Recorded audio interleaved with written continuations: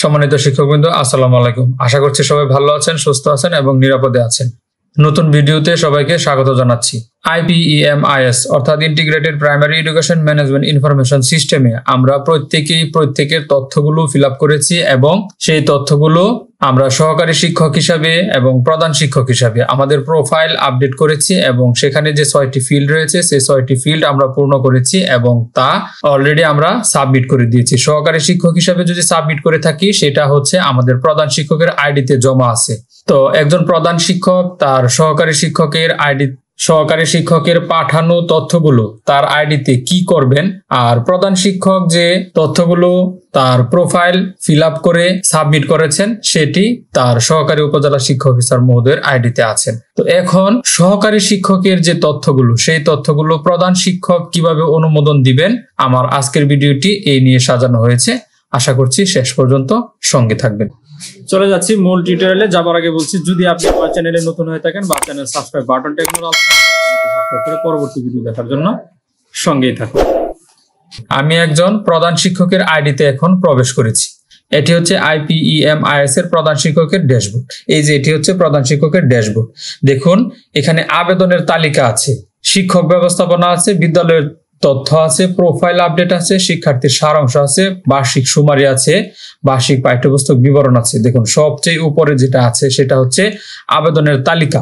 এটি কিন্তু সহকারী শিক্ষকের আইডিতে নেই, এটি কেবল প্রধান শিক্ষকের আইডিতে রয়েছে। তো আবেদনের তালিকায় দেখুন এখানে 4 লাল মার্ক করে এখানে 4 লেখা আছে, অর্থাৎ এই বিদ্যালয়ের 4 জন সহকারী শিক্ষকের তথ্য ফিল আপ করে তারা 4 জনই সাবমিট করে দিয়েছেন, এজন্য এখানে 4 লেখা রয়েছে। তো আপনি এখানে ক্লিক করুন, এখানে ক্লিক করার পর দেখুন এখানে আরো 3টি অপশন যুক্ত হয়েছে।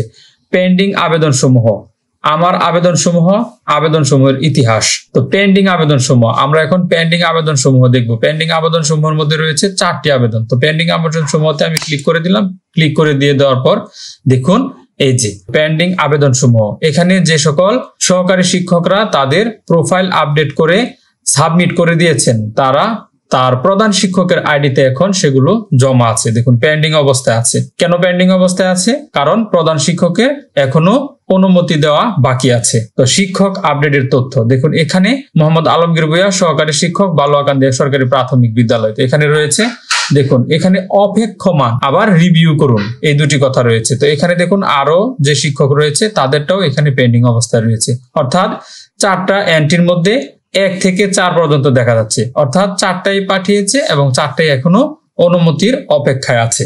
আমরা এখন দেখব কিভাবে প্রধান শিক্ষক মহোদয় তার সহকারী শিক্ষককে অনুমোদন দিবেন। অনুমোদন দিতে যাবেন তখন এই রিভিউ অপশনে তিনি ক্লিক করবেন। রিভিউ অপশনে আমি ক্লিক করছি। দেখুন রিভিউ অপশনে ক্লিক করা মাত্রই দেখুন বালুয়াকান্দি একের সহকারী শিক্ষক আর তিনি হচ্ছেন প্রধান শিক্ষক। প্রধান শিক্ষকের আইডিতে তিনি পাঠিয়েছেন এটি অনুমোদনের জন্য। প্রধান শিক্ষক এখন অনুমোদন দিবেন। এখানে 70টি তথ্য পরিবর্তন করা হয়েছে। এখন এখানে আবার রিভিউ কথাটি রয়েছে, আপনি আবার এই রিভিউ কথাটিতে ক্লিক করে দিবেন। রিভিউ কথাটিতে ক্লিক করে দিয়ে দেওয়া মাত্র দেখুন এখন কিন্তু এই যে সহকারী শিক্ষক ওনার তথ্যটি কিন্তু এখানে চলে আসছে। দেখুন এখানে এখন এই সহকারী শিক্ষকের যাবতীয় তথ্য এখন প্রধান শিক্ষক মহোদয় কি করতে পারবেন? যাচাই বাছাই করতে পারবেন। তিনি এই যে অনুমোদন করুন কথাটি রয়েছে, আবার প্রত্যাখ্যান করুন কথাটি রয়েছে। ঠিক আছে, উনি যদি প্রত্যাখ্যান করতে চান তাহলে কিন্তু এখান থেকে প্রত্যাখ্যান করবেন বা আবেদনটি বাতিল করবেন। আর অনুমোদন দিতে চাইলে এই যে অনুমোদন করুন কথাটি রয়েছে এখান থেকে অনুমোদন দিয়ে দিবেন। যেহেতু এই শিক্ষকের সকল তথ্য সঠিক রয়েছে তাই প্রধান শিক্ষক এই শিক্ষককে অনুমোদন দিয়ে দিবেন। এই যে এখানে অনুমোদন করুন কথাটি রয়েছে, এখন অনুমোদনে ক্লিক করে দিলেই এটি অনুমোদন হয়ে যাবে। আমি অনুমোদনে ক্লিক করে দিচ্ছি। দেখুন এই যে অনুমোদনে ক্লিক করে দিলাম। অনুমোদনে ক্লিক করে দিয়ে দেওয়ার পর দেখুন আবেদনটি রিভিউ করুন। নিম্নোক্ত শিক্ষক হালনাগাদ হবে।